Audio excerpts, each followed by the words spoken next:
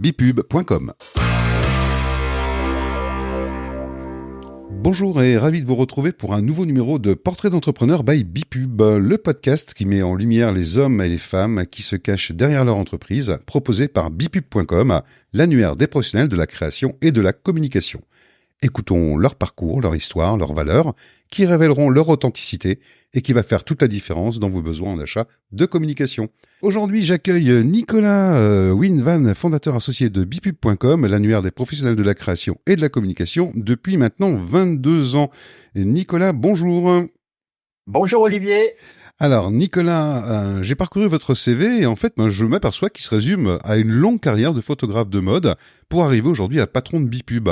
Alors si vous me le permettez, tout d'abord une petite question que tout le monde se pose quand on vous voit pour la première fois, c'est votre look. En fait, vous avez un look qui laisse pas indifférent.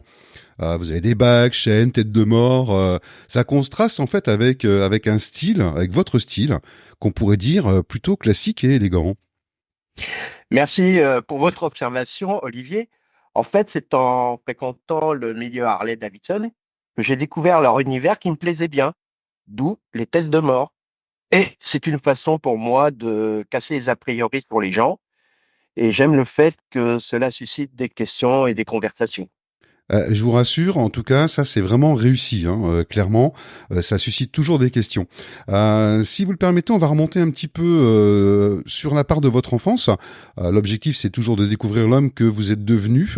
Et si vous voulez bien, en 2 ou 3 mots, me dire les événements forts qui vous ont marqué. Alors, en fait, mon enfance démarre à partir de 2 ans à Saint-Pierre-d'Autille. C'est un petit village près de Vernon, dans l'Eure. Au sein d'une famille d'accueil, qui, sans problème, m'ont élevé jusqu'à l'âge de rentrer en sixième au Oui, lycée Michelet à Paris. d'accord. J'imagine que partir de ce petit village de campagne pour arriver dans la grande ville de Paris, notre belle capitale, ça a dû quand même vous marquer un peu. Effectivement, passer de la campagne à Paris sans transition et sans mes copains d'enfance a été vraiment plutôt, je dirais, une expérience un peu difficile. Mhm. Imaginez à 11 ans prendre le métro seul et pour entrer tous les week-ends chez ma mère. Le pire pour moi, c'était le dimanche soir pour intégrer le pensionnat.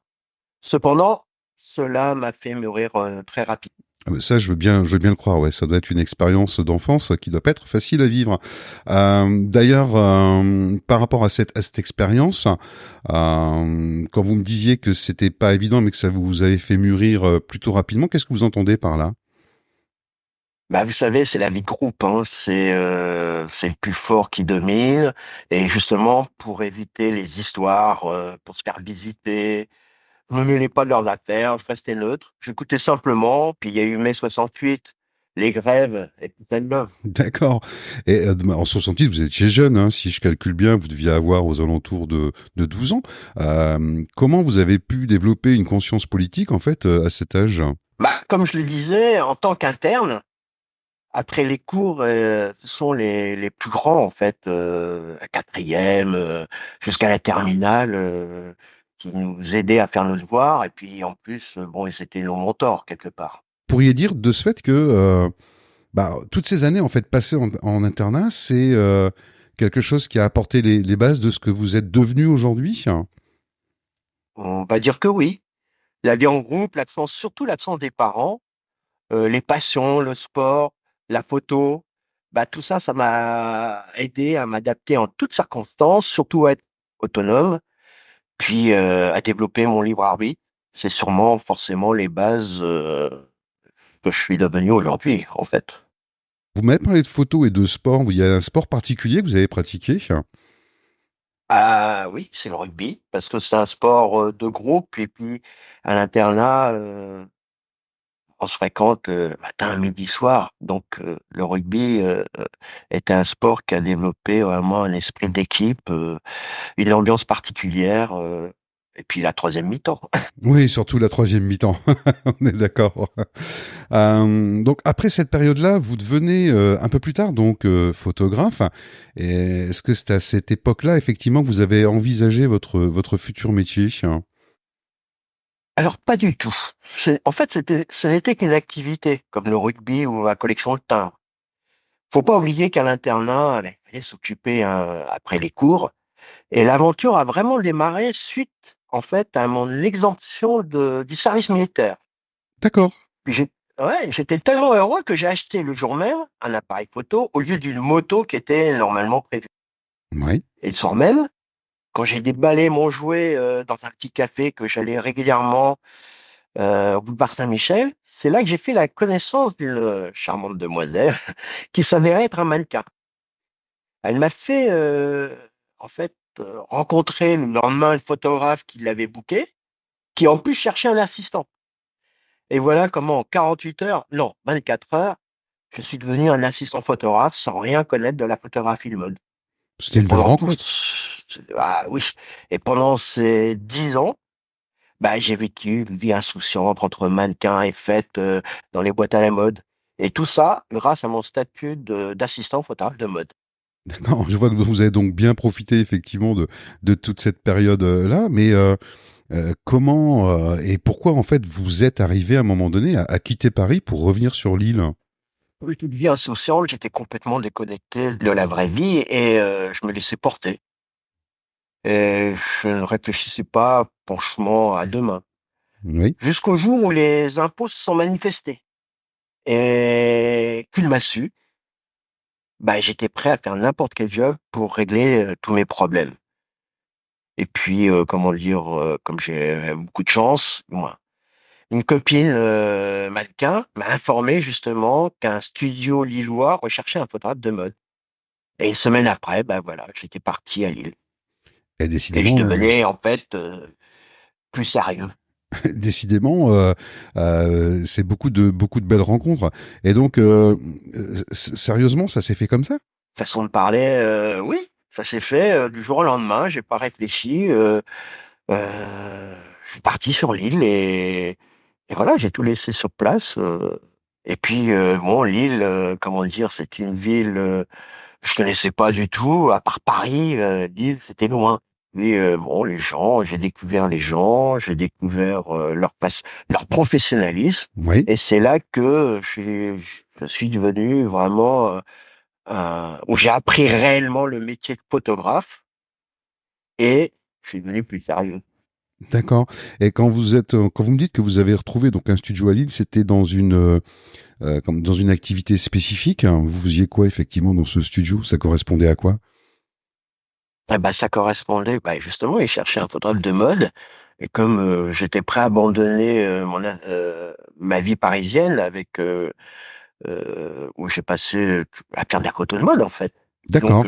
mon profil correspondait tout à fait euh, à ce que recherchait le studio lequel tu m'as embauché. Et c'est toutes ces aventures-là qui vous ont donné l'envie et le souhait de devenir indépendant? Alors, pas du tout, en fait. D'accord. Tout allait bien. Je me laissais toujours porter, photo, moto, dodo. Mais en fait, c'est en faisant rencontrer Daniel Richard, c'était le futur patron des Trois Suisses, et mon boss, Philippe Vanier. Alors, que je rends hommage parce que c'est un grand monsieur qui m'a permis de devenir ce que je suis. Et cette rencontre, du moins, cette rencontre entre, comment il s'appelle, Daniel et puis Philippe, qui est née la Cité Numérique, qui est la filiale des Trois Suisses. Mhm. Et donc, mes clients qui adorent travailler avec moi m'ont expliqué qu'ils ne pourraient plus le faire car je représentais un groupe concurrent. Mais D'accord. par contre, ils seraient prêts à me soutenir si je me mettais en freelance. Et voilà comment je suis devenu indépendant. Donc en fait, c'est totalement incroyable puisque vous avez jamais rien programmé et ce sont toujours en fait des circonstances et des personnes que vous avez rencontrées qui ont fait votre carrière quoi. J'aimerais bien d'ailleurs en savoir du coup bah, un peu plus et savoir surtout comment l'aventure Bipub est née. Alors, vous allez rire parce que pendant toute cette période d'indépendance, tout allait bien. Je veux dire, je me laissais porter comme d'habitude, sans trop me poser de questions. Je m'envoie, je deviens père de trois enfants. Ouais. Et en fait, c'est suite à un départ à la retraite d'un de mes deux plus gros clients et changement de direction du deuxième, bah, qui représentait au total, ouais, les deux tiers de mon chiffre d'affaires et surtout ma séparation avec ma conjointe que je commence en fait ma descente aux enfers. Et donc pour réagir, je décide de refaire mon book et de le mettre, comment le dire, sur CD-ROM Ouais. pour démarcher des nouveaux clients. D'accord. Et c'est là que je rencontre Frédéric Renard et Stéphane Brun à la machine à café de la Cité numérique. Et c'est à partir de cette machine à café que naît l'aventure Bipub et qui perdure depuis maintenant 22 ans. En fait, quand je vous écoute et quand j'écoute un peu votre parcours, concrètement, vous n'êtes pas, enfin, vous n'avez jamais cherché à vraiment devenir entrepreneur, mais vous êtes plus en fait une personne qui a su s'adapter aux circonstances et rencontres pour pouvoir réussir. Effectivement, je suis pas un entrepreneur parce que je l'ai pas décidé. Ce sont plutôt effectivement, comme vous le disiez, les circonstances qui l'ont décidé à ma place.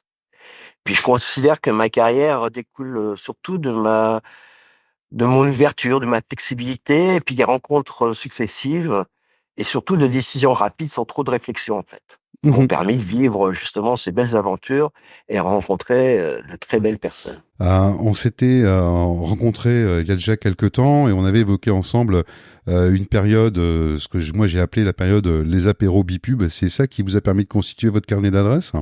Effectivement, les apéros Bipub, euh, je- comment dire, parce que on s'est rendu compte que les personnes avaient besoin d'un endroit, pour se rencontrer. Et comme nous étions neutres, puisqu'on représentait tous les métiers, et le fait de faire ces apéros Bipub faciliter l'échange, la rencontre. Et surtout que ça s'organisait chez moi, c'est-à-dire dans mon studio photo. Donc forcément, j'accueillais les gens et je présentais tout le monde. Et c'était ça le petit truc qui plaisait aux gens. Il reste encore quelques minutes avant qu'on puisse clore cet échange, hein. Dernière question, si vous me le permettez. Vous voyez où, en fait, dans 5 ans? Et justement, on parlait d'entrepreneur. Je crois que je vais devenir un vrai entrepreneur. En démarrant une idée qui me trotte déjà dans la tête depuis, oui, voire 3, 4 mois, qui n'est pas encore tout à fait au point. Mais ça sera l'occasion peut-être d'un autre interview. D'accord, donc on n'en dit pas plus pour l'instant. On attend une annonce officielle de Nicolas de Bipub pour savoir un petit peu quelle est cette idée qui va être mise en œuvre. En tout cas, merci Nicolas pour cet échange passionnant dans le cadre de Portrait d'entrepreneur, hein, qui je rappelle, Nicolas dirige depuis plus de 22 ans maintenant Bipub.com, l'annuaire incontournable des professionnels de la création et de la communication. Merci Nicolas. Merci Olivier. Et juste avant de nous quitter, on a un petit rituel, c'est toujours le petit portrait chinois qu'on place à la fin. Je vais vous poser quelques questions, développées bien évidemment. Si je vous dis, vous êtes plutôt auto ou moto? Auto, forcément. Et là, je roule en triomphe parce que je me prends pour Steve McQueen dans La Grande Évasion. Étant donné que nous sommes dans le Nord, vous êtes plutôt bière ou plutôt vin? Alors, bon, maintenant, je suis plutôt vin. Ouais. C'est vrai que j'apprécie la bière. En fait, ça a jamais été trop ma boisson, mais elle est très rafraîchissante. Mais je préfère quand même. Et au niveau, puisqu'on parle un peu de boissons alcoolisées, toujours à consommer avec modération, bien évidemment, vous êtes plutôt Mojito ou plutôt whisky? Forcément, plutôt Mojito. Ouais. Pourquoi Mojito, tiens? Parce que le Mojito, c'était peut-être la base des apéros Bipub. C'était justement sur un paperboard, on mettait la recette du Mojito et dans nos apéros, chacun faisait son Mojito. Donc, je proposais tous les ingrédients nécessaires et chacun faisait son Mojito. Ok, écoutez Nicolas, merci pour cet entretien, pour ce portrait d'entrepreneur. De ce fait, si vous souhaitez entrer en contact avec Nicolas de la société Bipub, il y aura rien de plus simple, hein. Toutes les informations et les liens se trouvent directement dans le descriptif de ce podcast.